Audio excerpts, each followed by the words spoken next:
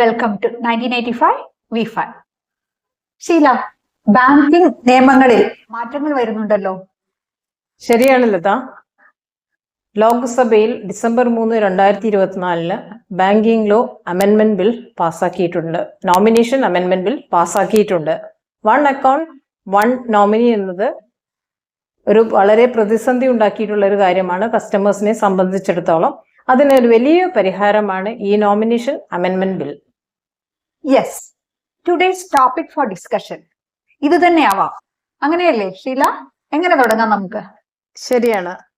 എൻ്റെ അഭിപ്രായത്തിൽ കസ്റ്റമേഴ്സിന് അല്ലെങ്കിൽ ബാങ്ക് അക്കൗണ്ട് ഹോൾഡേഴ്സിന് വളരെ ഫ്ലെക്സിബിലിറ്റി കൊടുക്കുന്ന ഒരു അമെൻമെന്റ് ബില്ലാണ് ഈ നോമിനേഷൻ അമെൻമെന്റ് ബിൽ. നോമിനേഷൻ അമെൻമെന്റ് ബില്ലിനെ കുറിച്ച് സംസാരിക്കുന്നതിന് മുമ്പ് എന്താണ് ബാങ്കിംഗ് നോമിനേഷൻ, ബാങ്ക് നോമിനേഷൻ, അതിനെ കുറിച്ചൊന്ന് പറയണ്ടേ? ലത, അത് ശരിയാണ്. എന്താണ് നോമിനേഷൻ? ഒരു വ്യക്തി അപ്രതീക്ഷിതമായി അയാൾക്ക് മരണം സംഭവിച്ചു കഴിഞ്ഞാൽ അദ്ദേഹത്തിന്റെ അക്കൗണ്ടിലുള്ള പണം ലഭിക്കാൻ അധികാരപ്പെടുത്തിയ ഒരാളെയാണ് നമ്മൾ നോമിനി എന്ന് വിളിക്കുന്നത്. അപ്പോൾ നമുക്ക് ബാങ്ക് അക്കൗണ്ടിൽ നോമിനേഷൻ എന്തുകൊണ്ടാണ് പ്രാധാന്യം, അതിനെക്കുറിച്ചൊന്ന് വിശകലനം ചെയ്യാം. RBI പറയുന്നത് ഇന്ത്യയിലെ പല ബാങ്കുകളിലായി വളരെയധികം സംഖ്യ, വളരെ വലിയൊരു സംഖ്യ തന്നെ അവകാശികളില്ലാതെ കിടക്കുന്നുണ്ട് എന്നതാണ്. ബാങ്ക് അക്കൗണ്ടിൽ നോമിനി ഇല്ലാത്തത് ഇതിനൊരു കാരണമല്ലേ? അത് മാത്രമല്ലല്ലോ ലത പ്രശ്നം. സാമ്പത്തിക സ്രോതസ്സായിരുന്ന ഒരാൾ പെട്ടെന്ന് മരിക്കുമ്പോൾ എന്ത് സംഭവിക്കും? അദ്ദേഹത്തിന്റെ കുടുംബത്തിന് ബാങ്ക് അക്കൗണ്ടിലുള്ള പണം ലഭിക്കാൻ കാലതാമസം നേരിടുന്നു. കുടുംബത്തിന്റെ സാമ്പത്തിക ഭദ്രത ഇത് നഷ്ടപ്പെടുത്തുന്നു. ആരെങ്കിലും ഒരു കുടുംബത്തിലെ ഒരു അംഗത്തിനെ നോമിനേറ്റ് അദ്ദേഹത്തിന്റെ ബാങ്ക് അക്കൗണ്ടിൽ നോമിനേഷൻ ചെയ്തിരുന്നെങ്കിൽ ഈ പ്രതിസന്ധി ഉണ്ടാകില്ലായിരുന്നു. വളരെ ശരിയാണ്. RBI നിയമപ്രകാരം ഇപ്പോൾ നിലവിലുള്ളതും പുതിയതുമായ എല്ലാ ബാങ്ക് അക്കൗണ്ടുകളിലും നോമിനേഷൻ കൊടുക്കേണ്ടത് നിർബന്ധമായ ഒരു കാര്യമാണ്. കസ്റ്റമർ നോമിനേഷൻ കൊടുക്കാൻ താല്പര്യമില്ല എന്നുണ്ടെങ്കിൽ അത് നോമിനേഷൻ നോട്ട് റിക്വയർഡ് എന്നൊരു ഡിക്ലറേഷൻ ബാങ്കിൽ കൊടുക്കേണ്ടതാണ്. അപ്പോൾ ഒരു സംശയം ബാക്കി നിൽക്കുന്നില്ലേ? നോമിനേഷൻ നമുക്ക് മാറ്റാൻ സാധിക്കുമോ? എത്ര തവണ വേണമെങ്കിലും നമുക്ക് നോമിനേഷൻ മാറ്റാം. ബാങ്കിൽ പോയി അതിന്റെ റിക്വയർഡ് ഫോംസ് ഫിൽ ചെയ്ത് കൊടുത്താൽ മാത്രം മതി. നോമിനേഷൻ മാറ്റുമ്പോൾ നമുക്കൊരു അക്നോളജ്മെന്റ് ബാങ്കിൽ നിന്ന് ലഭിക്കും. അത് സൂക്ഷിച്ചു വെക്കുവാൻ മറക്കരുത്. പിന്നൊന്ന് പറയാനുള്ളത് എന്താണെന്ന് വെച്ചാൽ, നമ്മളുടെ പാസ്ബുക്കിലും FD റെസീറ്റ്സിലും എല്ലാം നോമിനേഷൻ രജിസ്റ്റേർഡ് എന്ന് പ്രിന്റ് ചെയ്ത് കാണാം. അതും ഒന്ന് ശ്രദ്ധിക്കുക. ഒരു കാര്യം വ്യക്തമാക്കുന്നു, ഏറ്റവും അവസാനം കൊടുക്കുന്ന നോമിനേഷനാണ് വാലിഡിറ്റി ഉണ്ടാവുക. വീണ്ടും ഒരു സംശയം തോന്നും. അക്കൗണ്ട് ഉടമ ആഗ്രഹിക്കുന്ന വ്യക്തിയിലേക്കായിരിക്കും തന്റെ മരണശേഷം ഈ ബാങ്ക് അക്കൗണ്ടിലുള്ള എമൗണ്ട് കൈമാറ്റം ചെയ്യപ്പെടേണ്ടത്. അപ്പോൾ ഒരു കാര്യം കൂടി ശ്രദ്ധിക്കണം. വില്ല് എഴുതിയിട്ടുള്ള വ്യക്തിയാണെങ്കിൽ വില്ലിൽ ബാങ്ക് അക്കൗണ്ടിലുള്ള പണം ആർക്ക് കൈമാറണമെന്ന് പ്രത്യേകം നോട്ട് ചെയ്തിട്ടുണ്ടെങ്കിൽ അതേ ആളെ തന്നെ ആവണം, അതേ വ്യക്തിയെ തന്നെ ആവണം ഈ ബാങ്ക് അക്കൗണ്ടിലും നോമിനി ആക്കേണ്ടത്. ലത, ഇത് വ്യക്തമാക്കാൻ ഞാനൊരു ഉദാഹരണം പറയാം. ഒരു വ്യക്തിക്ക് പഞ്ചാബ് നാഷണൽ ബാങ്കിൽ ഒരു FD ഉണ്ടെന്ന് കരുതുക. 1 ലക്ഷം രൂപ FD നമ്പർ 5386. അദ്ദേഹം ആ അക്കൗണ്ടിനെ നോമിനിയായി മകന്റെ പേര് ചേർക്കുന്നു. അത് കുറച്ചു നാളുകൾക്ക് ശേഷം അദ്ദേഹം ഒരു വില്ല് എഴുതുന്നു. വില്ലിൽ അദ്ദേഹം അദ്ദേഹത്തിന്റെ സ്വത്ത് വകകളെല്ലാം ഉൾപ്പെടുത്തുന്നു, ബാങ്ക് അക്കൗണ്ട്സ് ഉൾപ്പെടുത്തുന്നു, ഈ FD നമ്പർ 5386ഉം ഉൾപ്പെടുത്തുന്നു. പക്ഷേ ഈ FD നമ്പർ 5386ന്റെ അവകാശിയായി അദ്ദേഹം ഉൾപ്പെടുത്തുന്നത് മകളെയാണ്. അതായത് ബില്ലില് മകളെയും ബാങ്ക് അക്കൗണ്ട് നോമിനി ആയിട്ട് കൊടുത്തിരിക്കുന്നത് മകനെയുമാണ്. അതായത് 2 സ്ഥലങ്ങളിൽ 2 വ്യത്യസ്തമായ പേരുകളാണ് ചേർത്തിരിക്കുന്നത്. ഇത് ഭാവിയിൽ ചിലപ്പോൾ പ്രശ്നങ്ങൾ ഉണ്ടായേക്കാം. എന്തൊക്കെയായാലും അതൊരു കോൺഫ്ലിക്റ്റിന് സാധ്യതയുണ്ട്. ചിലപ്പോൾ ഇത് നിയമ പോരാട്ടത്തിലേക്കും നയിച്ചേക്കാം. അതുകൊണ്ട് പ്രത്യേകം ശ്രദ്ധിക്കേണ്ട ഒരു കാര്യമാണിത്. ബില്ലിലും നോമിനിയിലും വ്യത്യസ്തമായ പേരുകൾ കൊടുക്കാതെ ഒരേ പേര് തന്നെ കൊടുക്കാൻ ശ്രദ്ധിക്കുക. ഇത് പ്രത്യേകം നോട്ട് ചെയ്യേണ്ട ഒരു കാര്യമാണ്. അടുത്ത പ്രധാനപ്പെട്ട മറ്റൊരു കാര്യം മൈനറിൻ്റെതാണ്.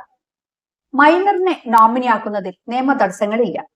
മൈനറിനെ നോമിനിയാക്കുമ്പോൾ ശ്രദ്ധിക്കേണ്ടത് ഒരു രക്ഷിതാവിന്റെ അല്ലെങ്കിൽ ഒരു ഗാർഡിയന്റെ പേര് അക്കൗണ്ടിൽ ചേർത്ത് കൊടുക്കേണ്ടതാണ്. അക്കൗണ്ട് ഹോൾഡർ കുട്ടി മൈനർ ആയിരിക്കുമ്പോൾ തന്നെ മരണപ്പെടുകയാണെങ്കിൽ ഈ പണം ഗാർഡിയന് അല്ലെങ്കിൽ ഈ രക്ഷിതാവിനാണ് ബാങ്ക് കൈമാറ്റം ചെയ്യുന്നത്. അപ്പോൾ ഒരു നോമിനിയുടെ റോൾ എന്താണ്? ഒരു അക്കൗണ്ട് ഹോൾഡറിന്റെ അഭാവത്തിൽ അദ്ദേഹത്തിന്റെ അക്കൗണ്ടിലുള്ള പണം കൈപ്പറ്റാൻ അധികാരപ്പെടുത്തിയ ഒരാളാണ് നോമിനി.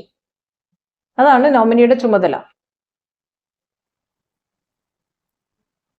അങ്ങനെയാണെങ്കിൽ അക്കൗണ്ടിൽ നോമിനേഷൻ കൊടുത്തില്ലെങ്കിൽ എന്ത് സംഭവിക്കും? അക്കൗണ്ടിൽ നോമിനേഷൻ കൊടുത്തില്ലെങ്കിൽ നമ്മുടെ അക്കൗണ്ടിലുള്ള പൈസ നഷ്ടപ്പെടുമോ? ഇങ്ങനെയൊക്കെ സംശയമുണ്ടാവും. എന്താണ് നമ്മൾ നോമിനേഷൻ കൊണ്ട് ഇൻസിസ്റ്റ് ചെയ്യുന്നത്? അതിന്റെ ഉദ്ദേശം തന്നെ വളരെ സിമ്പിളായി കുടുംബത്തിന് ഈ എമൗണ്ട് സിമ്പിളായ ഒരു പ്രൊസീജിയറിലൂടെ കിട്ടണം, അതും വളരെ വേഗത്തിൽ തന്നെ കിട്ടണം എന്നൊരു ഉദ്ദേശത്തോടു കൂടി തന്നെയാണ്. നോമിനേഷൻ കൊടുത്തില്ല എന്ന് കരുതി ബാങ്ക് അക്കൗണ്ടിലെ പണം, ഒരാളുടെ അക്കൗണ്ട് ഹോൾഡറിന്റെ പണം ഒരിക്കലും നഷ്ടപ്പെടില്ല. ബാങ്ക് അക്കൗണ്ട് ഹോൾഡർ മരിക്കുകയാണെങ്കിൽ ബാങ്ക് ആവശ്യപ്പെടുന്ന രേഖകൾ സബ്മിറ്റ് ചെയ്ത് അതിന്റെ കൂടെ ക്ലെയിം ഫോമും കൂടി ചെയ്തു കൊടുത്താൽ, എല്ലാ കാര്യങ്ങളും ഫുൾഫിൽ ചെയ്താൽ ബാങ്കിൽ നിന്ന് ആ പൈസ അവകാശികൾക്ക് കിട്ടുന്നതാണ്. അക്കൗണ്ടിലുള്ള പണത്തിന്റെ വലിപ്പത്തിനനുസരിച്ച് സബ്മിറ്റ് ചെയ്യാനുള്ള പേപ്പേഴ്സിന്റെ കാര്യങ്ങളും വ്യത്യസ്തമായിരിക്കും. ഇവിടെ ഒരു വസ്തുത ഓർക്കേണ്ടതുണ്ട്. Nominee is the person who is entitled only to receive the amount. അപ്പോൾ അതാ ഒരു പ്രശ്നം ബാക്കി നിൽക്കുന്നുണ്ടായിരുന്നല്ലോ. അതായത് ഒരു അക്കൗണ്ടിൽ ഒരു നോമിനിയെ മാത്രമേ കൊടുക്കാൻ സാധിച്ചിരുന്നുള്ളൂ ഇതുവരെ. ഇപ്പോൾ ആ പ്രശ്നമാണ് ഇപ്പോൾ ഈ അമെൻമെന്റ് ബില്ലിൽ കൂടെ പാസ്സാക്കിയിരിക്കുന്നത്. ഞങ്ങൾ തുടക്കത്തിൽ സംസാരിച്ചത് ഈ ബില്ലിനെ പറ്റിയാണ്, ലോക്സഭയിൽ പാസ്സാക്കിയ നോമിനേഷൻ അമെൻമെന്റ് ബിൽ. ഇതൊരു പ്രധാനപ്പെട്ട ചേഞ്ച് ആണ് നോമിനേഷനെ സംബന്ധിച്ചിടത്തോളം, കസ്റ്റമറിനെ സംബന്ധിച്ചിടത്തോളം. ഇത് വളരെ യൂസ്ഫുൾ ആണ്. ഈ ബില്ല് പ്രകാരം ഒരു അക്കൗണ്ട് ഹോൾഡർക്ക് നാല് പേരെ മാക്സിമം 4 പേരെ ഒരു അക്കൗണ്ടിൽ നോമിനിയായി കൊടുക്കാവുന്നതാണ്. അതും 2 ഓപ്ഷൻ ഉണ്ട്. ഏതൊക്കെയാണ് ആ 2 ഓപ്ഷൻസ്? ജോയിന്റ് നോമിനേഷനും സക്സസീവ് നോമിനേഷനും. ആദ്യം നമുക്ക് ജോയിന്റ് നോമിനേഷനെ പറ്റി സംസാരിക്കാം. യെസ്. ജോയിന്റ് നോമിനേഷനിൽ അക്കൗണ്ട് ഹോൾഡർക്ക് അവർ ഉദ്ദേശിക്കുന്ന അനുപാതത്തിൽ ഡിവൈഡ് ചെയ്ത് 4 പേർ വരെ നോമിനേറ്റ് ചെയ്യാം, 4 വ്യക്തികളെ വരെ നോമിനേറ്റ് ചെയ്യാം. ഉദാഹരണത്തിന് ഭാര്യ അല്ലെങ്കിൽ ഭർത്താവ് 50% എന്ന് കൂട്ടുക, മകൾക്ക് 25%, മകന് 25%, ഇങ്ങനെ ഒരു ഓപ്ഷൻ കൊടുക്കാം. ഇവിടെ 3 നോമിനീസിനെ മാത്രമേ ഓപ്റ്റ് ചെയ്യുന്നുള്ളൂ. അതല്ലെങ്കിൽ വേറൊരു ഓപ്ഷൻ എടുക്കാം. ഭാര്യയ്ക്ക് 55%, മകന് 15%, മകൾക്ക് 30%. ഇങ്ങനെയും ഒരു ഓപ്ഷൻ എടുക്കാം. അതായത് നേരത്തെ നിശ്ചയിച്ചു വെച്ചിരിക്കുന്ന അനുപാതത്തിൽ നമുക്ക് ഇഷ്ടമുള്ള ആൾക്കാർക്ക് 4 ആൾക്കാർ വരെ, 4 വ്യക്തികൾ വരെയുള്ള നോമിനേഷൻ കൊടുക്കാവുന്നതാണ്. ഇതൊരു വലിയൊരു അഡ്വാൻറ്റേജ് തന്നെ. അക്കൗണ്ട് ഹോൾഡർക്ക് മരണം സംഭവിച്ചാൽ കൊടുത്തിട്ടുള്ള അനുപാതത്തിൽ എല്ലാ നോമിനീസിനും ബാങ്കിന് പണം കൈമാറാം. Next is about successive nomination. ഇവിടെയും മാക്സിമം 4 നോമിനീസ്. ഇവിടെ കൊടുക്കുന്ന ഓർഡറിനാണ് പ്രാധാന്യം. അക്കൗണ്ട് ഹോൾഡർ മരിച്ചാൽ ആദ്യം കൊടുത്തിരിക്കുന്ന നോമിനിക്ക് മുഴുവൻ എമൗണ്ടും ട്രാൻസ്ഫർ ചെയ്യപ്പെടും, ഓട്ടോമാറ്റിക്കായി ട്രാൻസ്ഫർ ചെയ്യപ്പെടും. ഈ ഒന്നാമത്തെ നോമിനി ജീവിച്ചിരിപ്പില്ല എന്നുണ്ടെങ്കിൽ സെക്കൻഡ് നോമിനി ആയിരിക്കും ഫുൾ എമൗണ്ട് കിട്ടാൻ യോഗ്യതയുള്ള ആൾ. അതുമില്ല, 1ഉം 2ഉം നോമിനീസ് ഇല്ല, 3ാമത്തെ ആളാണ് ജീവിച്ചിരിക്കുന്നതെങ്കിൽ 3ാമത്തെ ആൾക്ക് ഫുൾ എമൗണ്ട് ട്രാൻസ്ഫർ ചെയ്യപ്പെടും. ഇനി 1ഉം 2ഉം 3ഉം നോമിനികൾ ജീവിച്ചിരിപ്പില്ല എങ്കിൽ 4ാമത്തെ ആൾക്ക് ഫുൾ എമൗണ്ട് ട്രാൻസ്ഫർ ചെയ്യപ്പെടും. ഉദാഹരണത്തിന് ഇപ്പൊ ഒരു അക്കൗണ്ട് ഹോൾഡർ ഫസ്റ്റ് നോമിനി ആയിട്ട് വൈഫിനെ കൊടുത്തു, second mother, third son, fourth daughter. അതും അല്ലെങ്കിൽ first wife, second son, third mother, fourth daughter. ഇങ്ങനെ ഏത് ഓർഡറിലും അവനവന് ഇഷ്ടമുള്ള ഓർഡറിൽ ഈ നോമിനേഷൻ 4 പേർക്ക് മാക്സിമം നൽകാവുന്നതാണ്. ഏത് ഓർഡറിലാണെങ്കിലും ഒരു നോമിനി, ആദ്യത്തെ നോമിനി മരിക്കുകയാണെങ്കിൽ അടുത്ത നോമിനിക്ക് ഓട്ടോമാറ്റിക്കായി ഈ എമൗണ്ട് ട്രാൻസ്ഫർ ചെയ്യപ്പെടും. ഈ ആദ്യത്തെ 2 നോമിനികളും മരിക്കുകയാണെങ്കിൽ തേർഡ് നോമിനിക്ക് എമൗണ്ട് ട്രാൻസ്ഫർ ചെയ്യപ്പെടും. ഫസ്റ്റ് 3 നോമിനീസ് എക്സ്പയർ ചെയ്യുകയാണെങ്കിൽ 4ാമത്തെ ആൾക്ക് ഈ എമൗണ്ട് ട്രാൻസ്ഫർ ചെയ്യപ്പെടും. അല്ലാതെ ഇവിടെ ആപ്ലിക്കേഷൻ ബാങ്കിൽ കൊടുക്കണം, വ്യക്തി മരിച്ചു കഴിഞ്ഞാൽ നോമിനി പോയിട്ട് ക്ലെയിം ചെയ്താൽ മാത്രമേ കിട്ടുകയുള്ളൂ. അതെ അതെ അതെ. ഞങ്ങൾ ഓട്ടോമാറ്റിക് ആയി എന്ന് പറയുന്നതുകൊണ്ട് അങ്ങനെ ആരും തെറ്റിദ്ധരിക്കരുത്. എല്ലാത്തിനും ക്ലെയിം ആവശ്യമാണ്. അതെ, നോമിനി ആണെങ്കിലും ഈ നോമിനേഷൻ കൊടുത്തത് കിട്ടണം എന്നുണ്ടെങ്കിലും ബാങ്കിൽ ചെന്ന് നിങ്ങൾ ഇതിനെ കുറിച്ച് സംസാരിച്ച് എല്ലാ ഡോക്യുമെന്റ്സും പ്രൊഡ്യൂസ് ചെയ്തതിന് ശേഷം മാത്രമേ ഈ കാര്യങ്ങളൊക്കെ നടക്കുകയുള്ളൂ. ഐഡന്റിറ്റി പ്രൂഫും ലീഗൽ ഹെയർസ് ആണെങ്കിൽ ലീഗൽ ഹെയർഷിപ്പ് സർട്ടിഫിക്കറ്റും ബാങ്ക് ആവശ്യപ്പെടുന്ന രേഖകൾ സബ്മിറ്റ് ചെയ്യേണ്ടതാണ്. നോമിനേഷൻ ഉണ്ടെങ്കിൽ പിന്നെ അത് വേണ്ടല്ലോ. നോമിനേഷൻ ഉണ്ടെങ്കിൽ ക്ലെയിം ചെയ്യണമല്ലോ, ഐഡന്റിറ്റി പ്രൂഫായിട്ട് പോയിട്ട് ക്ലെയിം ചെയ്യേണ്ടതാണ്. അതല്ല നോമിനേഷൻ ഇല്ലെങ്കിൽ ലീഗൽ ഹെയർസ് അതിന്റെ ഫോർമാലിറ്റി ഫോളോ ചെയ്തിട്ട് ക്ലെയിം ചെയ്യണം. ജോയിന്റ് നോമിനേഷനും സക്സസീവ് നോമിനേഷനും തമ്മിലുള്ള വ്യത്യാസം ഒന്നുകൂടി വ്യക്തമാക്കാം. ജോയിന്റ് നോമിനേഷനിൽ കൊടുത്തിട്ടുള്ള അനുപാതം അനുസരിച്ച് എല്ലാ വ്യക്തികൾക്കും അതിന്റെ ബെനിഫിറ്റ് കിട്ടും. എന്നാൽ സക്സസീവ് നോമിനേഷനിൽ അതിന്റെ ഓർഡർ അനുസരിച്ച് മാത്രമേ കിട്ടുകയുള്ളൂ. ഇതാണ് തമ്മിലുള്ള പ്രധാനമായ വ്യത്യാസം. സക്സസീവ് നോമിനേഷനിൽ only one nominee gets the benefit. നോമിനേഷനിൽ പ്രീവിയസ് റൂളും പുതിയ റൂളും തമ്മിലുള്ള ഒരു കമ്പാരറ്റീവ് ഒരു കേസ് സ്റ്റഡി നമുക്ക് നടത്തിയാലോ? അത് നമുക്ക് ഒരു ചാർട്ടിലൂടെ തന്നെ അവതരിപ്പിക്കാം. ബാങ്ക് അക്കൗണ്ട് നോമിനേഷൻ ഒരു കമ്പാരിറ്റീവ് സ്റ്റഡി ആവാം. New rule versus previous rule. As per previous rule only one nominee was permitted. നമുക്കൊരു കേസ് സ്റ്റഡി ആവാം. Mister Ram has bank account with nominee wife Sita. Mr. Ram expired. Mrs. Sita passed away 6 months before that. അപ്പോൾ എന്തു പറ്റും? Result. Bank cannot return funds immediately as nominee was not alive. Also, nomination was not modified when wife died.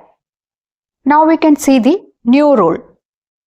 Here, maximum 4 nominees permitted in an account. ഒരു case study ആവാം. Mr. Ram appoints 3 nominees, wife Sita, son Ashwin, daughter Lavanya. As per new rule, 2 options are available.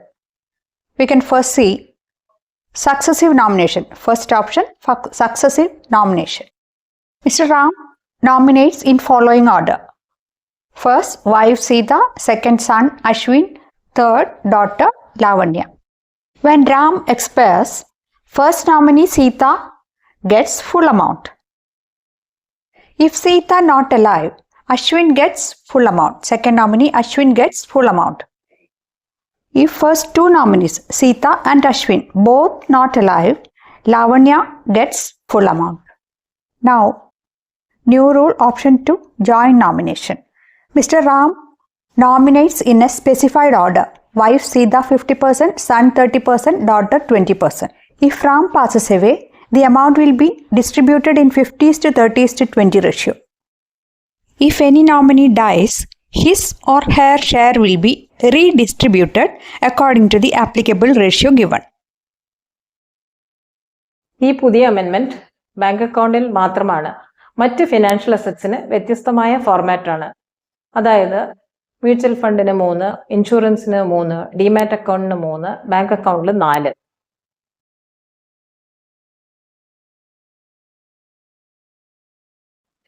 എല്ലാ financial പ്രോഡക്ട്സിനും ഒരു ഏകീകൃത നിയമം, ഏകീകൃത rule അത്യാവശ്യം തന്നെയാണ്. ഏകീകൃത നിയമങ്ങൾ അനന്തരാവകാശികൾക്കുള്ള ആസ്തി കൈമാറ്റം സുഗമമാണ്. നോമിനേഷനെ കുറിച്ചുള്ള ഈ അപ്ഡേറ്റഡ് അമെൻമെന്റ് എല്ലാവർക്കും വ്യക്തമായി എന്ന് വിശ്വസിക്കുന്നു. ഈ ടോപ്പിക് എല്ലാവർക്കും യൂസ്ഫുൾ ആയി എന്ന് വിശ്വസിക്കട്ടെ. തീർച്ചയായും ഇത് എല്ലാവർക്കും പുതിയ ഈ റൂള് 4 നോമിനേഷൻ, അത് പ്രത്യേകം ഒന്ന് ഓർക്കുക. പുതിയ അമെൻമെന്റ് വളരെ യൂസ്ഫുൾ ആണ്. അത് ഞങ്ങൾ പറഞ്ഞത് എല്ലാവർക്കും വ്യക്തമായി എന്ന് വിശ്വസിക്കട്ടെ. 4 നോമിനേഷനും 2 ഓപ്ഷനും. അതെ അതെ, ഇറ്റ്സ് വെരി ഗുഡ്. അപ്പോൾ നമുക്ക് വ്യത്യസ്തമായ ഒരു ഇൻഫോർമേറ്റീവ് വീഡിയോയുമായി വീണ്ടും കാണാം. Till then, bye. We wish all our viewers a very happy new year.